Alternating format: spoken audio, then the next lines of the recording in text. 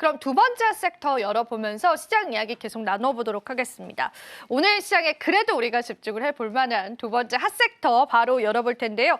자, 두 번째 핫섹터는 또 팀장님께서 역시나 딥시크 쪽을 가지고 오셨는데 이 안에 포함된 종목군들이 굉장히 이제 많은 분들이 알고 계시는 종목이잖아요. 오늘도 이제 하락을 나타내고 있는데 예스올 노부터 이번에 한번 봐볼까요? 뭐가 예스고 뭐가 노일지. 너무 잘 아실 것 같은데. 저는 잘 모르겠습니다. 네, 네. SK하이닉스를 오로 했고 삼성전자를 노로 했습니다. 이제 시장에 악재가 더 클지 호재가 더 클지 그런 섹터적인 접근부터 해보면 좋을 것 같아요. 딥시크 쪽을 핫섹터로 가지고 오신 이유, 지금 시점에 가지고 오신 이유가 있을까요?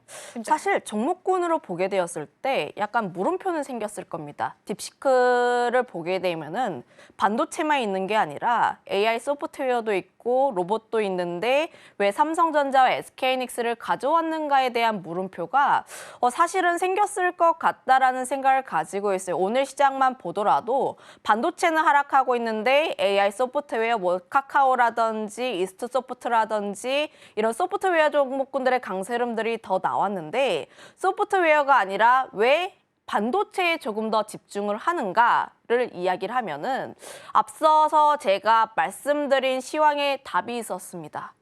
삼성전자, SK하이닉스 하락하고 있는데 SK하이닉스 같은 경우에는 매수가 들어오고 있다라는 점들이에요.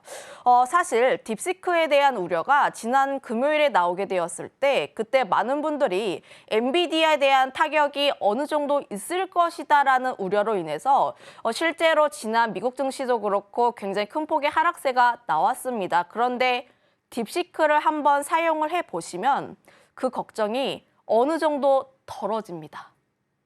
제가 너무 좋나요? 너무 잘하나요? 딥시크가? 아니 저는 네. 이제 역시 챗GPT다. 이게 느껴졌습니다. 제가 또 방송에서도 이야기를 해야 하고 주식에서도 어느 정도 이야기를 해야 하기 때문에 딥시크를 다운을 받아서 가입을 하고 써봤는데 물론 제가 챗GPT를 유료로 사용을 하고 있긴 합니다. 그런데 일반적인 내용들에 대해서 이야기를 하면은 뭐 GPT나 딥시크나 비슷하게 이야기를 해요. 그런데 조금 더 딥하게 추론을 하는 내용이라든지 혹은 조금 더 구체성 있게 이야기를 진행을 한다라고 하면 GPT가 훨씬 더 낫습니다. 물고를 질문에 엮어서 계속해서 이야기할 수 있는 부분들이 저는 GPT가 성능이 더 우월하지 않나라는 생각을 가지고 있고요. 그리고 제가 딥시크를 사용을 했을 때 가장 크게 우려했던 점이 개인정보 유출에 대한 점들. 아무래도 중국 기업이다 보니까 생각할 수 있는 게 나의 개인정보, 내 아이디를 가지고 뭐 어떻게 할 수 있지 않을까라는 우려. 지금 뭐 통신주라든지 혹은 5G 종목군들이 최근에 움직이는 이유가 지금 뭐 오픈랜이라든지 이런 부분들을 보면은 결국 중국 기업들에 대한 통신 쪽에서 우리의 개인정보가 빠져나갈 수 있지 않을까라는 우려들. 물론 바이오 같은 경우도 보면은 지금 미국 쪽에서 개인정보에 대한 내용들이 중국으로 빨려 들어가지 않을까에 대한 우려들, 이런 우려들이 사실은 전 세계에 있다라고 보시면 좋을 것 같아요. 저만 있는 게 아니라 많은 분들이 그럴 거라고 생각을 하고 있습니다. 그래서 지금 미국 같은 경우에도 딥시크에 대한 사용을 좀 자제하라던가 이런 내용들이 나와주고 있는데 결국 가장 중요한 것은 GPT도 있고 딥시크도 있는데 딥시크가 저비용으로 하는 거 알겠어? 그런데 과연 엔비디아 고성능 칩을 사용 안 했을까에 대한 우려도 남아있고 딥시크처럼 중국 쪽에서 굉장히 공격적으로 가격적인 할인을 하고 있는데 많은 분들이 그걸 또 사용해 줄 수 있을 것인가에 대한 우려가 사실은 남아있지 않나라는 생각을 가지고 있어요. 그러면 지금 중국 쪽에서 공개한 정보만으로 굉장히 큰 폭의 하락세가 나왔는데 이에 대한 내용이 사실인지 아닌지를 조금 더 확인을 해볼 필요가 있지 않을까라는 생각을 가지고 있고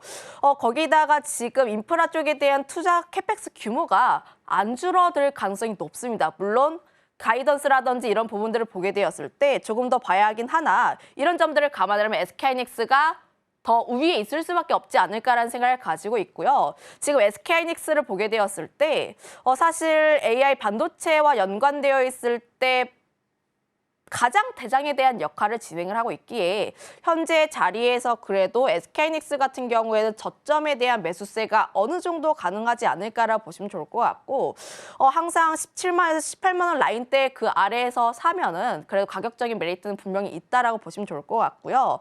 다만 삼성전자 같은 경우를 보게 되었을 때 아직은 아쉬운 점이 굉장히 많습니다. 아쉬운 점이 두 가지에 대한 측면이라 보시면 좋을 것 같은데 첫 번째는 삼성전자가 아니라 우리나라를 대표하는 종목군이라는 거예요. 지금 우리나라 시장이 굉장히 크게 흔들린 이유가 환율에 대한 부분이라 보시면 좋을 것 같은데 지금 환율 1,500원 또 가나요? 이런 얘기 나오고 있습니다. 그런데 이에 대한 내용 이렇게 전망할 수가 없어요. 그 이유가 지금 수출입 데이터 그렇게까지 좋지는 않습니다. 지금 반도체 쪽에서 캐리를 어느 정도 진행을 하고 있는데 그런데 지금 계절적인 요소도 그렇고 지금 삼성전자 혹은 환율단에 대해서 안정화가 될 만한 요소는 크게 없다라고 보시면 좋을 것 같아요. 결국 환율단에서의 안정화가 나와야 하는데 그렇게 되기 위해선 관세 쪽에 대한 이슈가 어느 정도 잠잠해질 필요가 있지 않나라는 생각을 가지고 있어서 첫 번째 시장에 대한 우려로 인해서 삼성전자는 일단은 보류, 두 번째 삼성전자 반도체에 대한 내용을 보게 되었을 때 사실 컨퍼런스 콜을 진행을 하고 난 이후에도 이렇다 할 움직임이 없었습니다. 결국 삼성전자가 보여줘야 하는 것은 엔비디아의 협업 혹은 SK하이닉스와 비등한 그 결과가 나올 필요가 있는데 아직까지 시장의 투자자들을 만족시킬 만한 그런 내용은 나오지 못했다라고 보시면 좋을 것 같아요. 그래서 삼성전자 현재 지금 사지 말자가 아니라 매력을 따져보게 되었을 때 삼성전자보다는 SK하이닉스가 조금 더 우위에 있지 않나라는 생각을 가지고 있고 물론 현재 삼성전자 같은 경우에 가격적인 메리트가 굉장히 있습니다. 사실 이 자리에 있어서도 좀 가격적인 메리트가 있다 보니까 좀 분할 매수에 대한 관점은 어느 정도 유효하긴 하나 그래도 우위는 SK하이닉스에 있지 않나라는 의견을 좀 드려보도록 할게요. 네. 삼성전자와 SK하이닉스 이야기들을 쭉 정리를 해주셨는데 일단은 수급적으로 집중을 해보자면 SK하이닉스 쪽이 오늘 시장에서 외국인 수급이 그래도 들어오거든요. 그리고 또 아무래도 SK하이닉스의 그간의 패턴들을 봤었을 때 일정 수준 이후로 내려왔었을 때는 그래도 시장에서의 상승 탄력을 나타냈다라고 하는 부분들이었습니다. 삼성전자는 지수를 반영하는 기업이잖아요. 그래서 그 가치도 물론 우리가 봐야겠지만 지수의 흐름들을 예측을 해봤었을 때 우리가 어떤 전략을 세워야 할지는 여러분들 잘 판단을 해보셔야 될 것 같습니다. 물론 삼성전자의 지금 가격이 굉장히 밸류적으로 매력적이긴 하지만 그렇다고 우리가 무조건 또 매수를 하기에는 여러 가지 리스크들을 살펴봐야 될 것 같고요.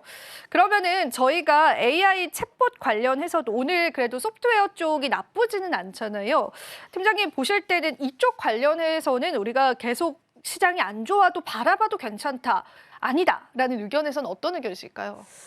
AI 소프트웨어 같은 경우에는 추가 움직임이 나올 수는 있어요. 그런데 가장 중요한 것은 내일 샘 올트만이 나와서 카카오와 과연 어떤 이야기를 할까가 가장 중요하지 않을까 생각합니다. 어제도 그렇고 그러니까 전거래일도 그렇고 오늘도 그렇고 네이버라든지 카카오 같이 대형주가 그래도 움직이는 모습들 특히 카카오에 대한 움직임이 굉장히 격하게 나왔던 이유는 샘 올트만과의 협업에 대한 내용이 나오지 않을까라는 기대감에 의해서 움직였었는데 다만 기대감에 의해서 움직였는데 어떠한 이야기가 나오지 않는다라고 하면 단기적인 차익 매물은 나올 가능성이 높지 않을까라고 보시면 좋을 것 같고요. 저는 여전히 AI 소프트웨어 관련 기업들 같은 경우에는 우리나라의 경쟁력이 글로벌적으로 봤을 때 얼마나 뛰어난가 이거는 조금 더 따져봐야 한다라고 생각을 하고 있습니다. 그래서 소프트웨어 종목군들을 보게 되었을 때 실적이 잘 나오고 있는 일부 기업들 같은 경우에는 주가에 대한 흐름들이 그래도 나올 가능성이 높지 않을까라고 보시면 좋을 것 같고요.